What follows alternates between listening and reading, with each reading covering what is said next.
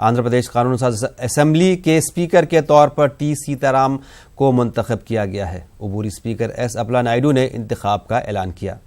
हुक्मरान जमात वाईएसआर कांग्रेस के 30 अरकान असेंबली ने सीताराम के नाम की तजवीज़ पेश की। उनके इंतखाब के बाद वजीर आला जगन मोहन रेड्डी ने सीताराम को रस्मी तौर पर स्पीकर की कुर्सी तक पहुंचाया और अबूरी स्पीकर ने ऐवान की कार्रवाई उनके हवाले की। उनका इंतखाब बइत्तेफाक राय हुआ है।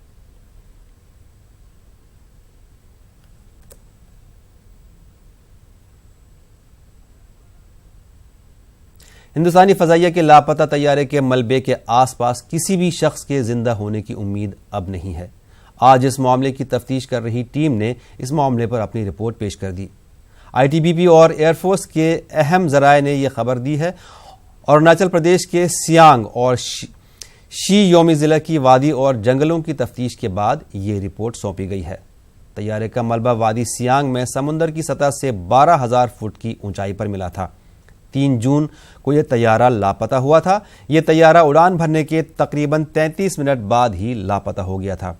इस तैयारे में 13 मेंबर सवार थे।